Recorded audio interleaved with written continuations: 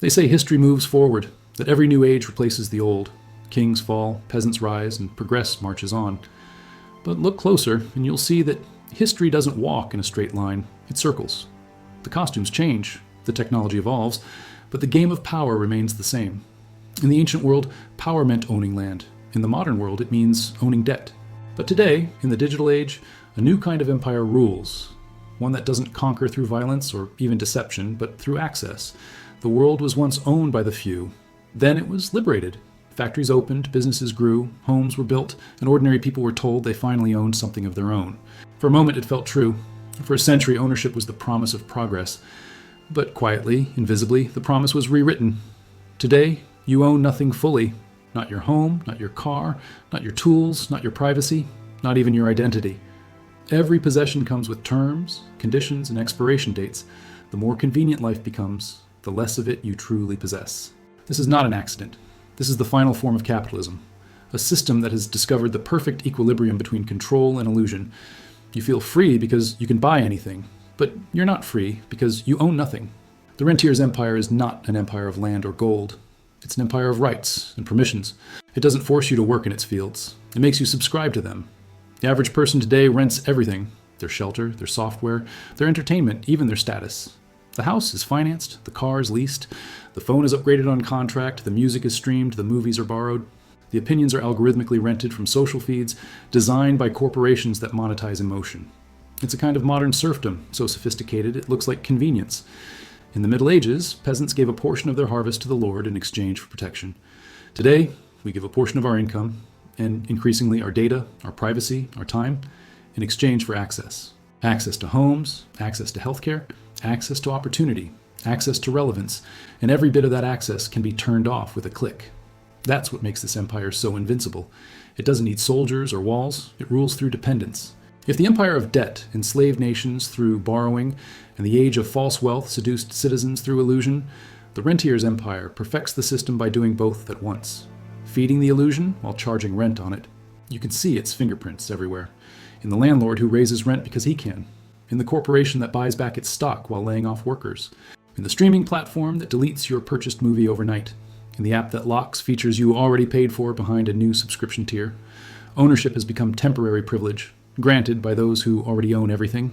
The irony is that this transformation wasn't forced upon us, we embraced it. We traded permanence for flexibility, property for portability, mastery for convenience. We thought we were entering a new golden age, the age of access. But we were entering a new kind of bondage, the age of leasing life itself. And just like before, the profits flow upward.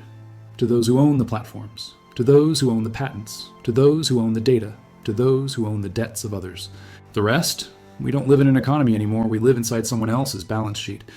The empire is invisible because it doesn't look like oppression, it looks like progress, it looks like innovation, efficiency, digital freedom. But beneath that surface lies the same equation that powered every empire before it. The few own the system, the many depend on it, and the illusion of fairness keeps everyone quiet. That's why I call it the Rentier's Empire. Because rent is not just an economic term, it's a philosophy. Rent means profit without creation, ownership without responsibility, and income without risk. And once a system discovers how to make rent from everything, it has no reason to ever stop. What we are witnessing today is the final consolidation of power, not in governments, not in religions, not even in corporations, but in ownership itself. The empire no longer needs to conquer land or control labor.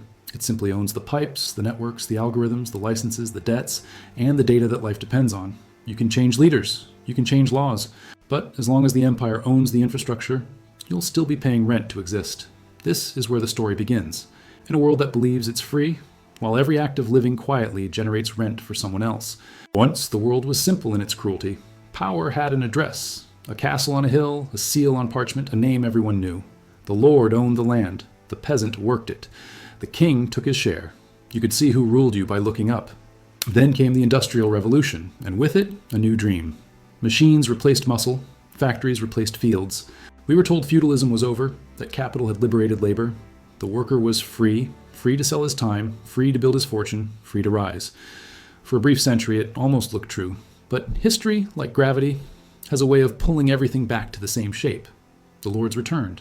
They just learned to hide behind balance sheets. Today's aristocracy doesn't own people. It owns systems. No whips, no chains, just contracts, algorithms, and patents. The new crown is a logo. The new fortress is a server farm. And the new sword is the fine print you scroll past without reading. The feudal order was rebuilt in pixels and paperwork. We don't plow the fields anymore. We plow through spreadsheets, dashboards, and digital subscriptions. The crop is no longer wheat. It's data, attention, and interest payments. And once again, the harvest flows upward. Look at any city skyline. The tallest towers no longer belong to manufacturers, inventors, or builders. They belong to landlords, insurers, investment funds, and banks. Industries that create nothing tangible yet own everything essential. They sell the same thing the feudal lords once sold, permission to exist on their land. Only now, the land is everywhere. It's the software you use to work, the platform you need to speak, the supply chain that feeds you. Miss a payment and you vanish from the system, as if exiled from a digital kingdom. This is the genius of the modern rentier. They've turned necessity itself into property. Airlines don't sell travel, they lease movement. Telecoms don't sell communication, they rent connection. Corporations don't sell ownership, they sell access. And every act of access is a toll. A few dollars here, a monthly fee there, small enough to ignore, but vast enough in total to feed an empire. In the Middle Ages, the peasant paid a tenth of his crop in rent. Today, the average citizen gives half his income in hidden rents. Mortgages, insurance, subscriptions, taxes disguised as fees. Even his retirement is mortgaged through debt he doesn't know he owes. The only thing more efficient than medieval taxation is modern convenience. Yet what makes this system brilliant is that it feels voluntary. You choose to finance the house. You choose to subscribe to the software. You choose to buy on credit. Choice is the camouflage of control. Freedom itself has been monetized. The new lords don't rule by decree. They rule by dependency. They don't need loyalty, only inertia. So long as you keep paying, to stream, to live, to be seen, the machine hums quietly, invisibly, eternally. And because the machine looks like opportunity, you thank it for existing. Every century, the tools of domination become subtler. The whip became the wage became the loan became the algorithm. And now the algorithm whispers in a friendly voice, would you like to upgrade? Feudalism was once about owning the land beneath your feet. The new feudalism is about owning the code beneath your life. If you control the infrastructure, you don't need to control the people. They'll rent the infrastructure forever. That's why the richest man in the world doesn't build steel or ship oil. He rents space on the cloud, invisible land and invisible sky, and charges every creator for standing on it. That's why the world's largest landlord doesn't hold deeds, it holds data. Every click is rent, every login is tribute, every update is a new enclosure of the commons. The pattern is as old as civilization. When creation slows, ownership tightens. When innovation fades, rent rises. And when empires fear decline, they turn to extraction. We're living through that turn.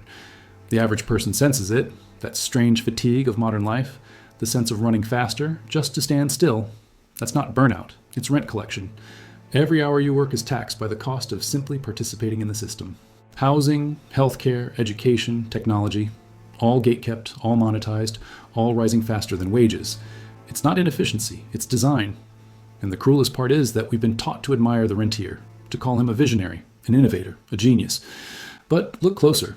How many of the richest people today built something physical, lasting, or irreplaceable? Most built platforms, digital estates that harvest creativity, labor, and time from everyone else. The modern lord doesn't need to plant seeds. He just charges a fee to stand in the sunlight. Feudalism never died. It was rebranded. The medieval serf worked for survival. The modern worker labors for status, a mortgage, a degree, a logo on a laptop. And because the cage is comfortable, he mistakes it for progress. The lords of old demanded loyalty to God and king. The lords of now demand loyalty to brand and subscription. And while the symbols have changed, the structure hasn't. The wealth still flows the same direction, up. The labor still flows the same direction, down. Only the stories in between have been rewritten to sound like freedom. So when people say feudalism ended, ask them this. If it truly ended, why do we still pay rent to live on land that was already paid for generations ago? Why do we still surrender our earnings to entities that produce nothing but access? And why do we still believe that participation equals ownership when ownership itself has been outlawed by design? Because history didn't end, it was leased. Once upon a time, economies were built on things you could touch. Wheat, iron, timber, stone. Wealth was what you could grow, mine, or forge. And the measure of success was how much you could create. But as the world industrialized, something changed. Creation became secondary, control became primary, and the most valuable product on earth stopped being goods. It became claims on goods. That was the beginning of financialization, the slow, silent transformation of value into speculation. It didn't happen overnight. It crept in like humidity. Invisible, gradual, but corrosive to everything solid. When the first stock exchanges appeared, they were meant to fund real ventures, ships, railroads, factories. But over time, they began trading not in cargo, but in expectations. What mattered wasn't what you built, but what investors believed you would build. And belief, once monetized, became the most profitable commodity of all. By the 1980s, belief had replaced production as the cornerstone of modern capitalism. Companies no longer sought to make things. They sought to make valuations. Executives weren't rewarded for stability, but for growth. Share prices, not wages, became the heartbeat of the economy.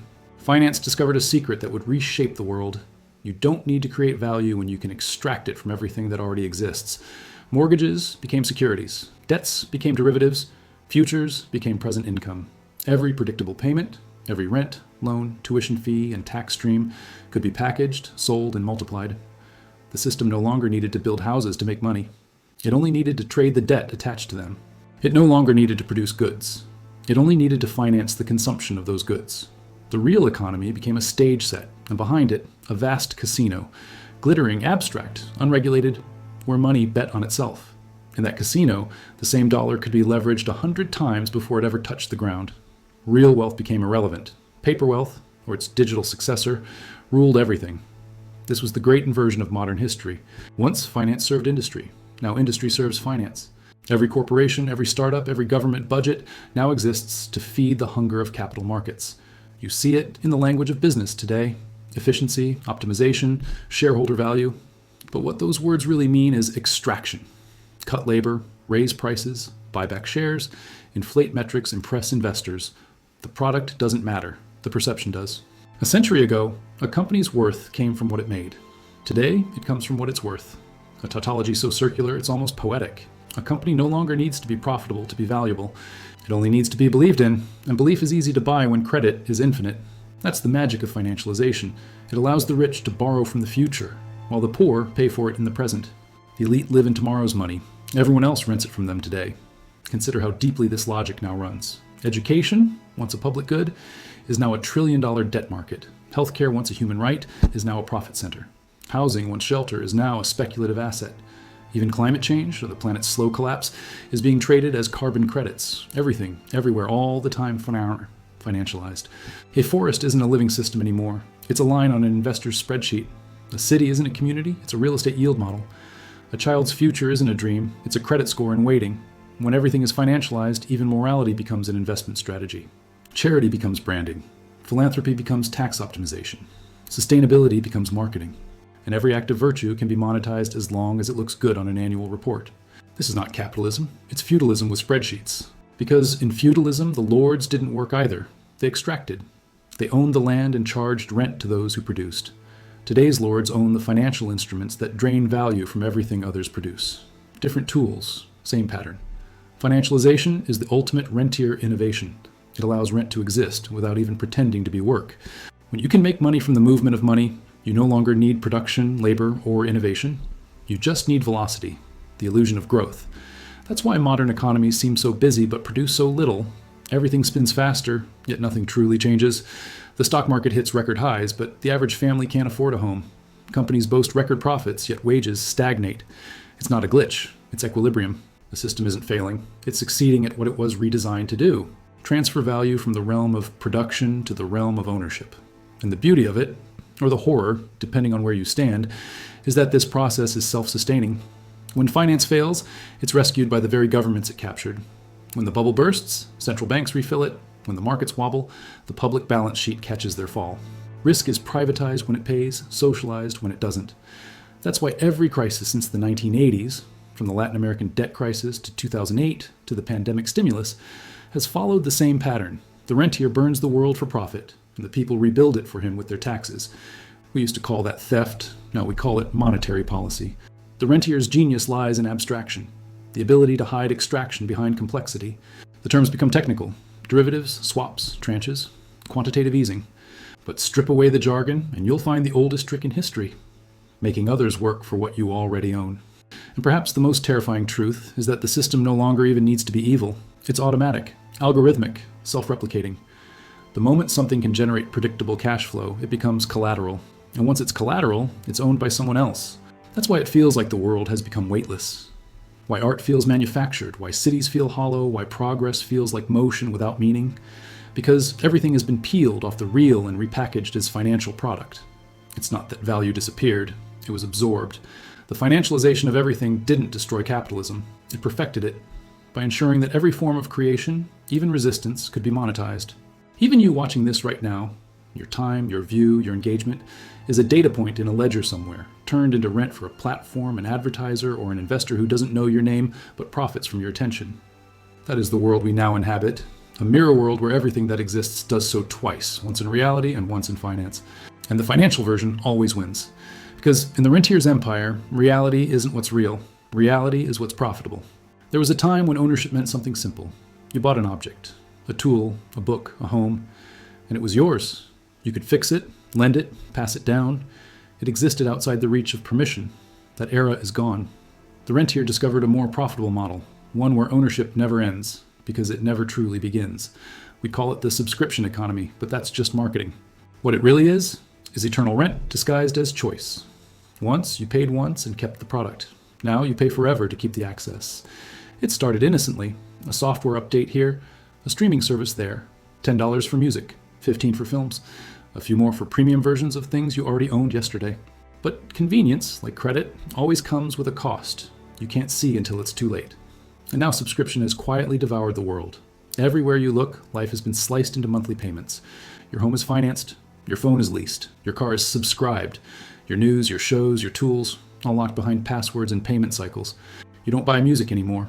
You rent the right to listen until the day the license expires. You don't own your phone's software. The company does.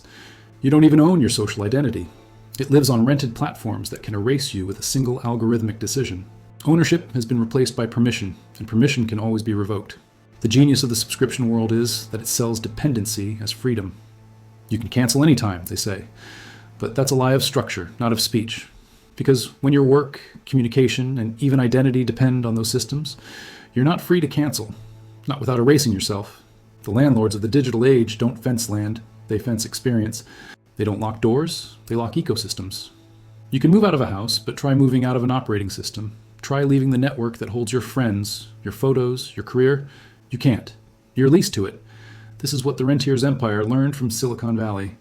Why own the user when you can rent their attention forever? Why sell a product once when you can charge for its use endlessly? And so the internet, once hailed as humanity's greatest liberation, became the largest landlord in history. Every click generates rent, every login renews your lease, every update is a new clause in a contract you never read. We used to think surveillance was about control. Now we know it's about revenue. Data is not collected for security, it's collected for monetization.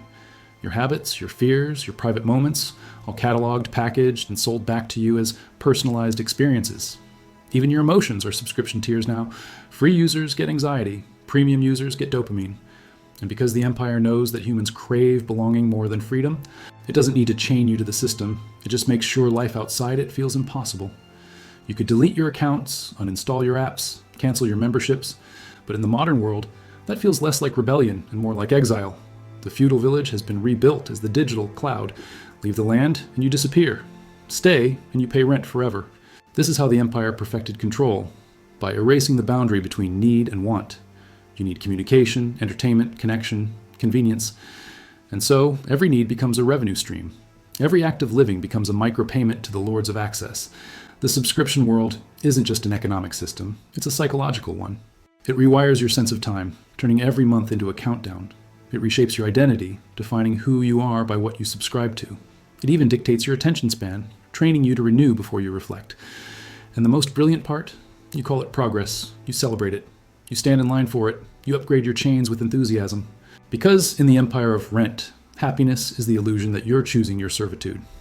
When future historians look back on this century, they won't see nations and borders. They'll see ecosystems. Closed gardens owned by private kings. They'll see Apple's walled orchard, Amazon's endless marketplace, Google's map of the world, Meta's digital mirror. They'll see that humanity didn't lose its freedom to tyrants or invaders, but to terms and conditions written in polite, minimalist fonts. The rentier doesn't need to enforce obedience. He just updates the policy. And every time you click, I agree, the empire expands. But perhaps the most tragic truth of all is that the subscription world doesn't just capture your money. It captures your mind. It teaches you that ownership is obsolete, that permanence is a burden, that dependence is liberation, that paying endlessly is normal. And once that belief settles, the rentier doesn't need to control your behavior. He controls your imagination. Because how can you fight for freedom if you no longer remember what freedom feels like? Once, privacy was poverty. To be unseen meant to be powerless. Kings were known by name. Peasants were anonymous. The poor hid in shadow. The powerful basked in visibility. But somewhere along the way, the equation flipped. In the modern world, privacy became the last luxury of the rich. And for everyone else, exposure became the price of participation. The old rentiers owned your labor. The new ones own your identity.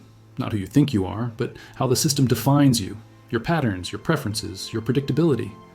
Because in a financialized world, even the self must yield rent. And the most valuable commodity is not oil, data, or gold, it's behavior.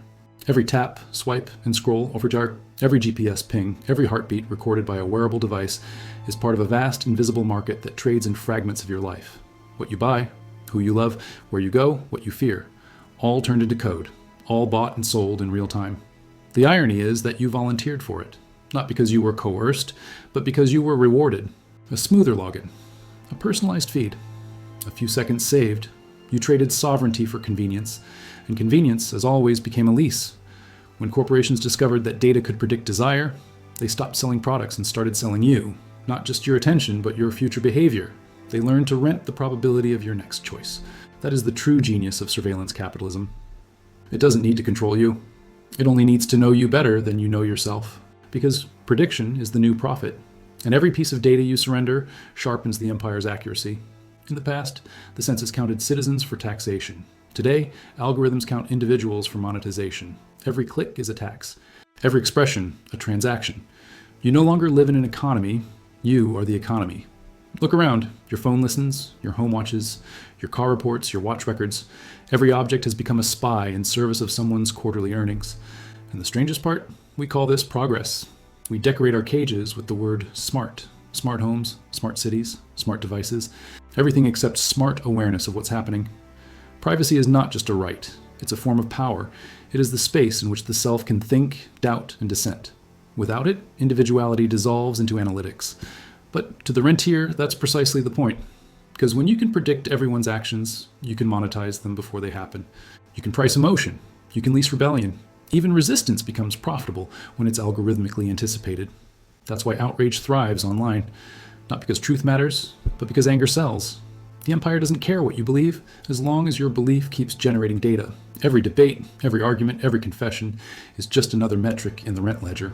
In older times, tyrants feared dissent. Now they sponsor it, as long as it keeps people scrolling. And while the masses shout into the digital void, the rentier counts the echoes. We were told data collection makes life better, and in some ways it does. Recommendations, reminders, maps that never let you get lost. But there's a hidden cost beneath the comfort. When you're never lost, you're never truly free. Because to be free is to be invisible, unpredictable, untraceable, unmonetizable. The system doesn't want citizens like that. It wants users, measurable, malleable, monetized. Privacy, then, has become the last act of rebellion. To turn off the feed, to close the app, to walk somewhere untracked, to remember that not every moment needs an audience. But rebellion itself is costly now.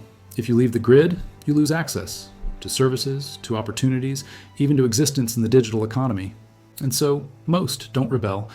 They comply, politely, passively, permanently. Because it's hard to fight an empire that never asks for obedience, only consent. And consent these days is just a checkbox. The rentier no longer extracts from your labor. He extracts from your reflection, the digital shadow you cast without even realizing it. And the brighter your online presence shines, the more shadow there is to sell. That's the paradox of the modern citizen. You are both the product and the prisoner. The empire needs you visible enough to monetize, but docile enough not to question why. And so, the new social contract is written in invisible ink. We'll entertain you endlessly if you let us watch. We'll connect you to everyone if you surrender yourself to us. We'll keep you safe, as long as we can predict what you'll do next. Freedom has been traded for recommendation. Privacy has been sold for personalization. And individuality, the wild, unpredictable force that once drove revolutions, has been repackaged as content. You don't need walls to trap the population that lives willingly in glass houses. Just give them mirrors and call it progress. Because in the empire of rent, surveillance isn't oppression. It's customer service.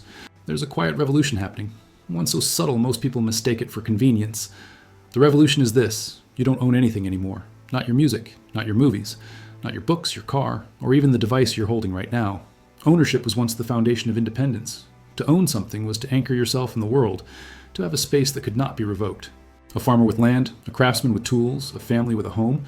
They were free not because they were rich, but because their lives were built on what they possessed. But today, the world runs on access, not ownership. And access can be revoked with a click. The shift began quietly, with the digitization of everything. When matter turned to data, control turned to the gatekeeper. A vinyl record could be played without permission. A digital song requires a license. A physical book could be shared. An ebook can vanish from your library if a server decides you no longer qualify to read it. Every product became a service. Every service became a contract. And every contract was designed to remind you that the thing you thought was yours isn't. You don't buy cars, you lease mobility. You don't buy software, you rent access. Even your own digital creations, your videos, photos, words, live on platforms that can erase them in an instant. The modern citizen doesn't build wealth, they borrow functionality. This isn't just economics, it's a philosophy shift, a rewriting of what it means to have. Because when you no longer own, you no longer decide. When everything is licensed, everything can be taken away. Your possessions become permissions, your choices become dependencies. The rentier's genius lies here. He discovered that it's more profitable to lease desire than to sell fulfillment. If people own something, the transaction ends. But if they merely access it, the payment never stops. So the empire designed a world of endless, renewable hunger. A new appliance every year, a new software version every month, a new feature that requires a new subscription. Progress became perpetual payment. You can see it in every sector. Cars now come with monthly fees for heated seats. Printers refuse to work without authorized ink. Tractors in the Midwest require manufacturer approval to repair. The farmer, once the symbol of independence, now pays rent to use his own machine. This is the quiet colonization of ownership, a system where even self-sufficiency is monetized. And behind it all, the digital infrastructure ensures obedience, because the key to your property no longer lives in your pocket. It lives in someone else's cloud. They call it DRM, digital rights management. But the truth is simpler. It's feudal law, rebranded for the internet age. Once again, the lords own the land, only this time, the land is code. You may till it, you may live on it, but it will never be yours. We are returning, full circle, to a medieval order, except this time, instead of castles and swords, the fortresses are servers, and the sword is the terms of service. You can't repair what you buy, you can't modify what you own, you can't even keep what you pay for indefinitely. The system ensures that every act of possession decays into dependency. And as ownership fades, so does accountability. If no one truly owns anything, then no one is truly responsible for it either. The environment? Outsourced. Infrastructure? Leased. The future? Financed. This erosion of ownership doesn't just hollow out wealth, it hollows out identity. Because ownership gives continuity to life. It connects generations through inheritance, a home, a craft, a name. Without it, people become perpetual consumers, endlessly renting a present with no past and no stake in tomorrow. A society that doesn't own is a society that can't resist.